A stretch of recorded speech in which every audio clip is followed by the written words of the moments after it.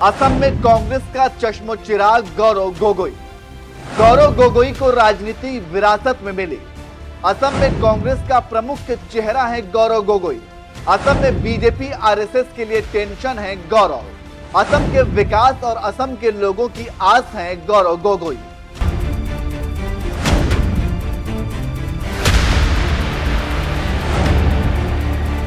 नमस्कार, मैं नियाज खान और आप देख रहे हैं न्यूज एक्सप्रेस। कांग्रेस पार्टी के दिग्गज नेता और पूर्व सीएम तरुण गोगोई अब इस दुनिया से कूच कर चुके हैं, लिहाजा अब असम कांग्रेस को अपने दिग्गज नेता तरुण गोगोई की कमी बहुत खल रही है। लेकिन धीरे धीरे ही सही, लेकिन इस कमी को तरुण गोगोई के बेटे और कांग्रेस सांसद गौरव गोगोई बहुत हद तक भर दिया है। 41 साल के गौरव कांग्रेस के युवा नेता हैं और असम के कलियबोर सीट से 2 बार से सांसद हैं। कांग्रेस पार्टी की ओर से उन्हें लोकसभा का उपनेता नियुक्त किया गया है।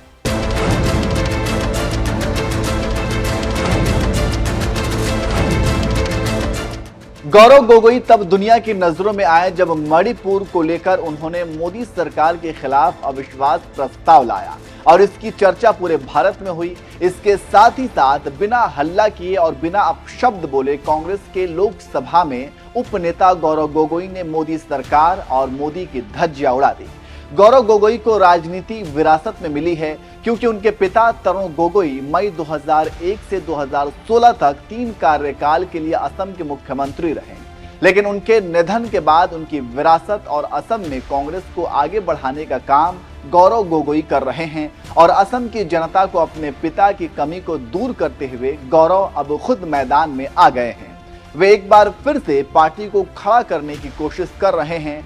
आज शख्सियत की कहानी में असम के इसी नेता की कहानी।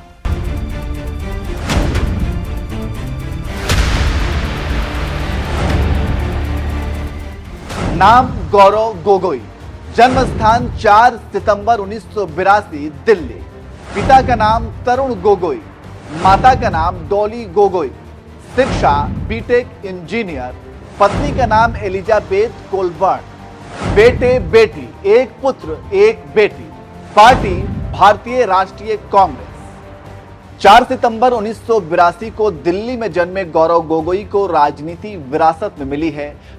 गौरव गोगोई ने सेंट कोलंबिया स्कूल से ग्रेजुएशन किया है। इसके साथ ही साथ इंद्रप्रस्थ यूनिवर्सिटी दिल्ली से 2004 में इलेक्ट्रॉनिक एंड कम्युनिकेशन इंजीनियरिंग में भी डिग्री हासिल की है। पढ़ाई के बाद वे कुछ समय तक एक सेल्यूलर कंपनी की मार्केटिंग टीम में शामिल हो गए, लेकिन बाद में पब्लिक एडमिनिस्ट्रेशन की पढ़ाई करने अमेरिका चले गए। जानकारी देते चलें कि गौरव गोगोई का जन्म भले ही दिल्ली में हुआ हो, लेकिन वे असम की राजनीति को काफी नजदीक से जानते हैं। गौरव के पिता 3 बार राज्य के मुख्यमंत्री रह चुके हैं, इसलिए सरकार को चलाने का अनुभव उन्हें बखूबी आता है। वे अपने पिता से राजनीति की बारीकियों को सीखकर ही राजनीति में आए हैं और 2 बार लोकसभा पहुंचे हैं। राजनीति में आने से पहले वे सामाजिक कार्यकर्ता के तौर पर जनता के बीच में काम करते रहे हैं। राजनीतिक करियर की शुरुआत। अमेरिका से पढ़ाई करके जब वो भारत लौटे तो उन्होंने अपने पिता की तरह ही राजनीति में आने का फैसला किया। साल 2014 में उन्होंने कांग्रेस पार्टी ज्वाइन कर ली। इसी साल उन्हें कालीबोर के लिए भारतीय संसद के सदस्य के तौर पर नियुक्त किया गया। 1 सितंबर 2014 को उन्हें रेलवे पर अस्थायी समिति का सदस्य बनाया गया। 15 सितंबर 2014 को उन्हें परामर्श समिति, संचार और सूचना प्रौद्योगिकी मंत्रालय में सदस्य के रूप में नियुक्त किया गया। उसके अलावा उन्हें लोकसभा सदस्य के सदस्यों के साथ प्रोटोकॉल, मानदंडों के उल्लंघन और सरकारी अधिकारियों के अवमाननात्मक व्यवहार के सदस्य भी बनाया गया। 28 मार्च 2017 में मोदी सरकार में उन्हें रक्षा पर अस्थायी समिति का सदस्य बनाया गया। इससे आप समझ सकते हैं कि उनकी राजनीतिक समझ कितनी है और वो कितने निखरे और जानकार नेता हैं। लव लाइन की असम में खूब चर्चा। गौरव गोगोई और उनकी पत्नी एलिजाबेथ की लव स्टोरी भी काफी चर्चा होती है। गौरव और एलिजाबेथ साल 2010 में पहली बार न्यूयॉर्क में मिले थे। दोनों साथ में संयुक्त राष्ट्र सचिवालय की प्रतिबंध समिति के साथ में इंटर्नशिप कर रहे थे। एलिजाबेथ ब्रिटेन की रहने वाली हैं और लंदन स्कूल ऑफ इकोनॉमिक्स से पढ़ाई की हैं। अब दोनों दिल्ली में रहते हैं। सीएए लागू नहीं होने देने का वादा किया। आपको याद है कि दिल्ली के शाहीन बाग में सीए को लेकर काफी दिनों तक प्रदर्शन हुआ, जिसको लेकर सरकार के पक्ष में काफी कुछ कहा गया और सीए को फेल करने की कोशिश की गई। उसी प्रदर्शन के दौरान गौरव ने एक बातचीत में कहा था कि यदि राज्य में उनकी सरकार बनती है तो वे सीए को लागू नहीं होने देंगे। उन्होंने नागरिकता संशोधन कानून को वोटों के लिए समाज को विभाजित करने का बीजेपी का राजनीतिक हथियार बताया। असम में उनकी पार्टी के सत्ता में आने पर सीए को प्रदेश में लागू नहीं करने दिया जाएगा और राज्य सरकार को उच्चतम न्यायालय में इससे जुड़े मामलों में पक्षकार बनाया जाएगा। इससे आप समझ सकते हैं कि कैसे संघर्षशील नेता है। विवाद।